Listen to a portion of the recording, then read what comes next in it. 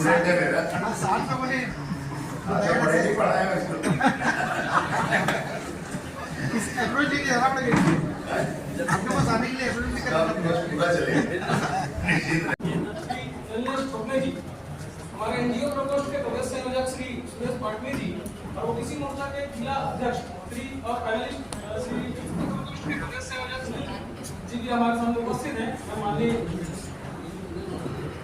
मैं माननीय विदेश मंत्री से अनुरोध करूंगा कि कुछ प्रकार आपका फॉर्म है। मैं सोचता हूँ कि मसला आप सबके मन में बहुत स्पष्ट होगा, इसलिए आज हम सबके साथ मिले हैं।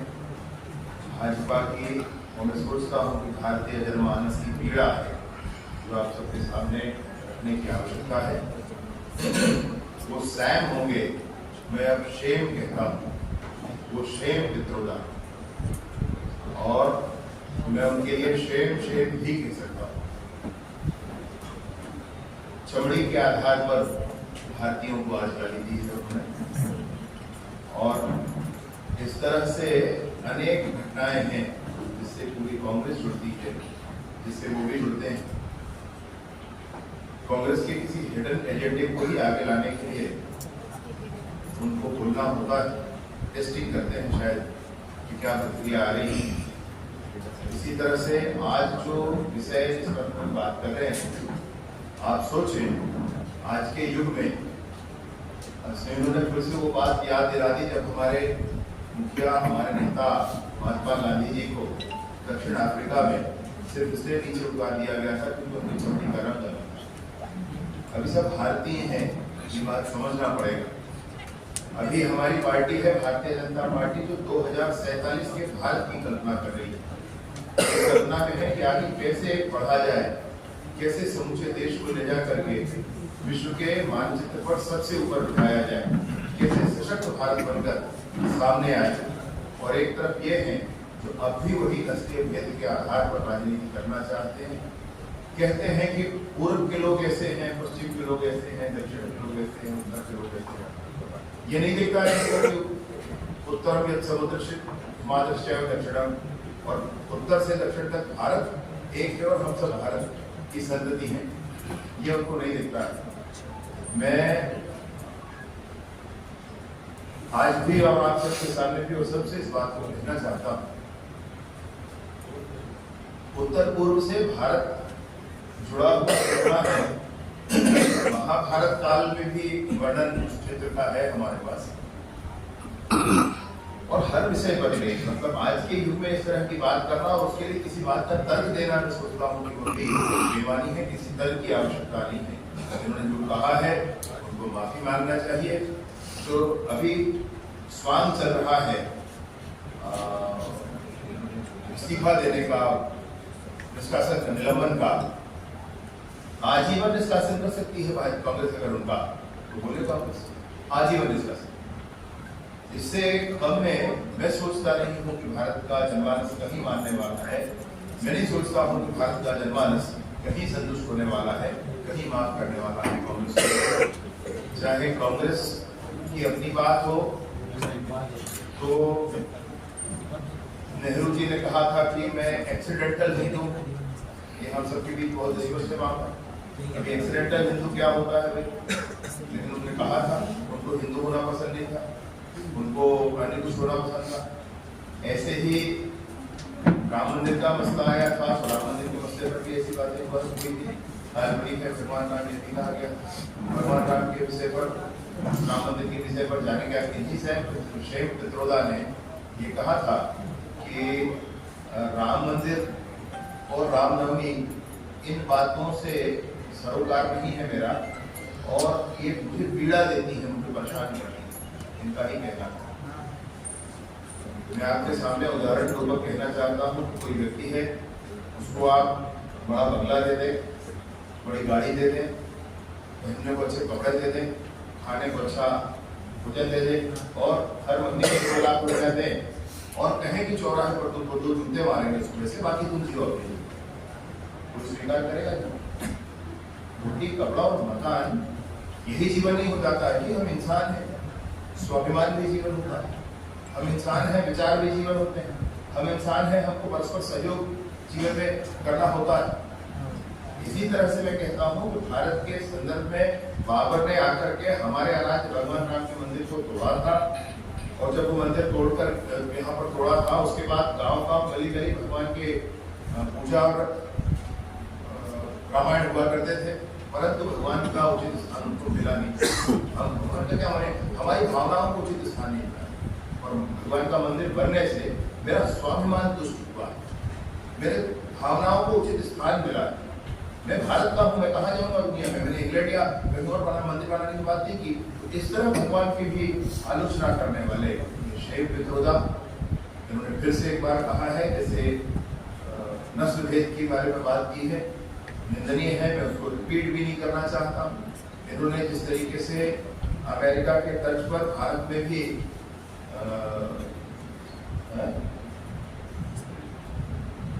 स्त्री धन पर आक्रमण करने की बात कही है, या उसका विरासत टैक्स उसकी बात कही है। भारत में एक जीवन नहीं जीता है आदमी, भारत में कई जीवन तक बातें होती हैं। आप, मेरे बच्चे, आपके बच्चे भी आपको याद करके पक्ष में कार्यक्रम किया करते हैं, हम भी करते हैं। भारत में जीवन एक बार का जानवरों की तरह नहीं होता, भारत में जीवन कई पीढ़ियों का होता है। तो उस तरह से परेशान होने की आवश्यकता नहीं है कि किसी ने मेहनत करके पैसा कमाया है तो उसको लेकर के उनको दे दिया जाए जिनके बच्चे ज्यादा हों। ऐसे विषय नहीं रखने चाहिए। विषय ये होना चाहिए कि भारत किस तरीके से एक साथ मिलकर के आगे बढ़ सके, ये स्पष्टता के साथ बात होनी चाहिए।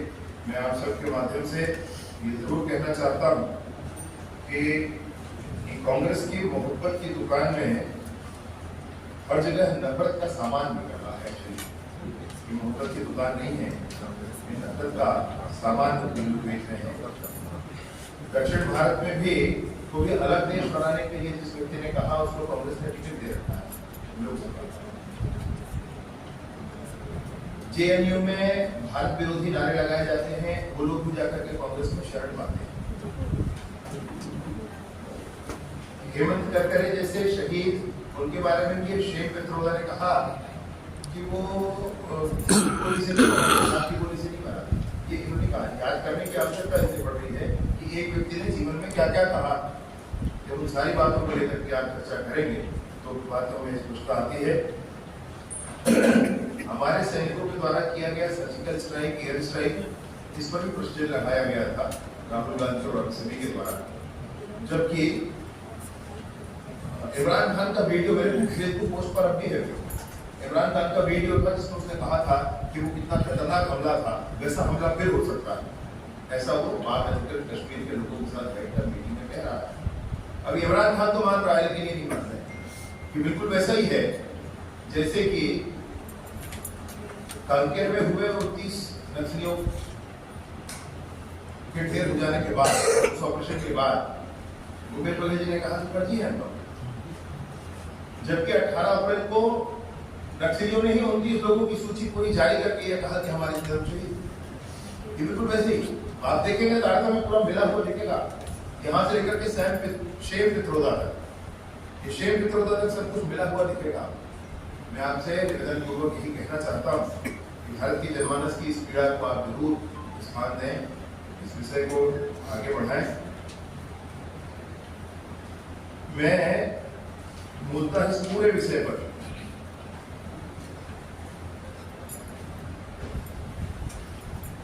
इनकी शैव विद्रोधा की और निंदा करता हूं और ये जरूर कहता हूं कि कांग्रेस आजीवन निष्कासन करे तो जनता मान। विजय जी, इतना बड़ा बयान आ गया, आप थाने जाने का शिकायत करेंगे क्या? इस मामले को लेकर एफआईआर करवाएंगे क्या? मैं सोचता हूँ कि समाज में बहुत सारे लोग हैं, समाज में तो अपना ये बयान आया है, ये क्या आपको लगता है प्रायोजित है? दूसरी बात, कांग्रेस के जो दिग्गज नेता है या गांधी परिवार के लोग इसमें चुप्पी क्यों साधे बैठे? नहीं, विषय चिंता का तो यही है ना, ये 100 साल की पुरानी पार्टी है, अब तक के इतिहास के सबसे कम सीटों पर चुनाव लड़ी है। इनके सरकार बनने की उम्मीद को खुद नहीं है, कुछ सीटों पर चुनाव नहीं लड़ रही सरकार के जरूरी। और सरकार नहीं बन रही है और वादे बड़े बड़े हो रहे हैं, ये चुप रहते हैं इन मसलों पर। ये मूलतः विभाजन चाहते हैं, मूलतः विभाजन चाहते हैं। दक्षिण भारत को अलग देश बनाना चाहिए ऐसा कहने वाले व्यक्ति को टिकट देते हैं। भारत देखिए, नए 3 कानून आए हैं भारत की संसद में, 22 कानून आए हैं। उस कानून में लोगों को क्या लगता था, लेकिन बहुत स्पष्टता के साथ प्रावधान अमन मिलकर एक बार और चर्चा की थे इसके बारे में कि राजद्रोह खत्म हो गया है। अभी राजा को आप जी चाहे जितनी गाली दे दो कोई दिक्कत नहीं, राष्ट्रद्रोह नहीं चलेगा। इसका प्रावधान बहुत स्पष्टता है। राष्ट्रद्रोह, देश के बारे में गड़बड़ करोगे तो नहीं होगा। राजा को गाली दे दो, आदमी गाली। तो ये कांग्रेस जो कुछ कर रही है उनसे बयान करवाना, फिर चुप रह जाना, कुल मिलाकर देश में विभाजन की स्थिति लाना चाहती है। कुल मिलाकर देश को जिस तरीके से उन्होंने देश के संदर्भ को 60 सालों तक पाल कर रखा, विभाजित रखा लगभग देश को, जिस तरीके से भारत के विभाजन में उन्होंने मैं कहता हूं कि सहयोग किया। सब बूढ़े हो गए थे, कोई आंदोलन नहीं करना चाहता था, कोई जेल नहीं जाना चाहता। ये नेहरू जी के बयान है, मेरे नहीं, और इसलिए सबने विभाजन स्वीकार कर दिया। मंत्री जी, क्या ऐसे विभाजन स्वीकार हो सकता है देश में? क्या विभाजन ऐसे स्वीकार हो सकता है देश में? ऐसे बयानों से क्या कांग्रेस धीरे-धीरे खत्म हो रही है? हालांकि सैम पित्रोदा भारतीय मूल के हैं। राजीव गांधी मार्गदर्शन सैम पित्रोदा से किया करते थे और माना यही जा रहा है, जैसे मोदी जी ने मंच से कहा शहजादा जो है अपने अंदर से मार्गदर्शन ले रहे हैं, तो विदेशी मूल या विदेशी मूल नहीं, विदेश में बसे हुए लोगों से मार्गदर्शन की क्या जरूरत है? वही तो बात है, उनको अंतर्राष्ट्रीय स्तर का अध्यक्ष बनाकर रखते थे। बाकी अध्यक्ष तो राज्य देश के स्तर के अंतर्राष्ट्रीय उनके यूनिट का के अध्यक्ष थे, और वो शहजादे तो सैम पित्रोदा से मार्गदर्शन लेते हैं, उनको गुरु मानते हैं, बता चुके हैं।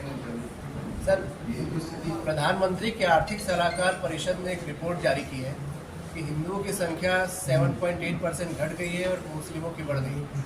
हाँ, रिपोर्ट जारी हुई है और मैं सोचता हूँ कि ये चिंता का विषय है। अल्पसंख्यक समुदाय क्यों घट रहा है, ये हम सबको समझना भी पड़ेगा और इसके निराकरण भी करने पड़ेंगे। डेमोग्राफी चेंज होने में ज़्यादा समय नहीं लगता, 2-3 पीढ़ी पर्याप्त होती है। डेमोग्राफी बड़ा चेंज हो गया तो भारत संभलेगा कैसे? प्रायोजित लग जो रहा है। आज का बयान आया है ये हिंदू विरोधी भी लग रहा है क्या? तो मतलब टारगेट करके लोगों के लिए बोला गया है। सबसे पहले बड़ी बात भारत है, तो जो भारत विरोधी है वो सब विरोधी, मैंने हिंदू भी हमारे लिए दूसरा ही है। भारत माता की जय बोले वो मेरा भाई है, एक लाइन की तरह। तो किसी का श्रद्धा का स्थान भारत से बाहर है तो बड़ा मुश्किल होता है। ऐसा नहीं लगता जहाँ लोग भी है वो भारत में, लेकिन भारत में श्रद्धा का स्थान हो, भारत के प्रति उनकी भावना हो, इतना पर्याप्त। ये आजीवन बोलता जो किया वो भारत को ऐसे बयानों से जो बयान कांग्रेस दी है, क्या आने वाले समय में कांग्रेस का पतन हो सकता है? नहीं, और कितना बताओ, नीचे जगह नहीं है। ये आजीवन निष्कासन की आपने मांग की है, तो आजीवन निष्कासन के बाद क्या निरस्त नहीं हो सकता?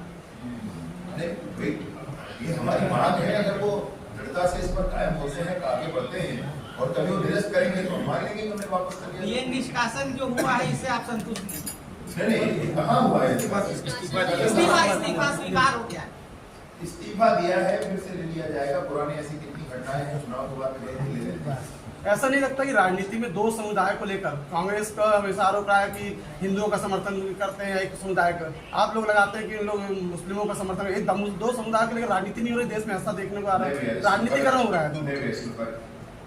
हम हमारे भाजपा के उसका पत्र में था भगवान राम का मंदिर बनाया, उसका कारण था भारत का स्वाभिमान। आप मत सोचिए उसको हिंदू तो हम उसको सोचते हैं जो भारत माता की जय बोले वो हिंदू है, उसकी पूजा पद्धति से हमारा लेन देन नहीं, जो भी हो सकता है, लेकिन भारत माता की देश के प्रति भाव मन में होना चाहिए, बस इतना आग्रह भाजपा का होता है और दूसरा कोई आग्रह नहीं। लेकिन एक समुदाय विशेष को वोट बैंक की तरह यूज कोई करता है तो आपत्ति वहां, उस समुदाय के लिए जिस तरीके से वो काम करते हैं, मतलब अगर दंगा हुआ तो वो एक समुदाय का नाम आता है, तो रमेश सुरेश ने ऐसा कर दिया और फिर कुछ लड़कों ने ऐसा कर दिया, हम देखे हैं तुमसे बातें। तो ये विभेद करके और समुदाय विशेष को लक्ष्य बनाकर वोट बैंक बनाना, हम इसके खिलाफ हैं। विजय जी, ये जो घटती हुई हिंदुओं की संख्या जिसमें चिंता व्यक्त की है, ये प्रायोजित आपको लग रहा है कहीं किसी इसके पीछे किसी प्रकार का प्रयोजन? नहीं, मंच बड़ा है तो ऐसा नहीं होता। ये बात आज का ही थोड़ी है, जो बात आ गई वो तो है हम सबके बीच में, आने वाले समय में उस पर और स्पष्टता आ जाएगी। ऐसा हो नहीं सकता, ये बात नहीं है, ऐसा सिनेरियो तो दिख भी रहा है। विजय जी, एक सवाल यहाँ के से लोकल है। बालोद जिले में नीट परीक्षा में 391 परीक्षार्थियों के साथ बड़ी लापरवाही हुई और उनको 45 मिनट तक दूसरा पेपर दे दिया गया पढ़ने के लिए। अब क्या सरकार की ओर से या आप लोग की ओर से कुछ ऐसा पहल की जाएगी, कोई पत्र लिखा जाएगा कि उनके साथ इंसाफ हो? 391 बच्चे हमारे प्रदेश के बच्चे हैं, उनके साथ बड़ी नाइंसाफी हुई है। 45 नीट के जो पेपर दे रहे थे, 45 मिनट तक दूसरा पेपर उनको करवाया गया, बाद में चेंज कराया गया, एक्स्ट्रा टाइम भी नहीं मिला। इस मामले में सरकार मित्र और प्रश्न, एक छोटा सा अनुरोध है, आज 1 to 1 नहीं कर पाएंगे, लेकिन जाना है। हाँ, चाय पीने के लिए आइए, बिल्कुल बैठ के इससे थोड़ा सा इससे हट के विषय में पूछेंगे। ये नक्सलवाद के लिए आपने बोला है कि इंटर स्टेट उसमें बूथ और पेट्रोलिंग होगी और कैंप खोले जाएंगे। कैंप तो नई सरकार बनने के 4 घंटे में 24 कैंप, 20 के हमारी और योजना नक्सल के विषय पर बड़ी स्पष्टता है सरकार के मन में। बस्तर के गांव में स्कूल, अस्पताल, सड़क, आंगनबाड़ी, मोबाइल टावर, बिजली, पानी पहुंचना और उसके बाद में जो भी बात है उससे बात की जाएगी। नहीं तो सबकी ये इधर से होती है तो दूसरी तरफ तो वहाँ पर भी बातचीत किसी भी राज्य में इसकी परेशानी है, लोग हैं, वहाँ बातचीत मैं सोचता हूँ पर्सनली क्या करते हैं, परंतु कब तक बस्तर के गांव इन सारी चीजों से वंचित है, कब तक बस्तर के लोग इन सारी आज की मौलिक सुविधाएं कहते हैं उससे वंचित है। क्यों बस्तर के गांव के विकास के मार्ग पर आईडी बिछाया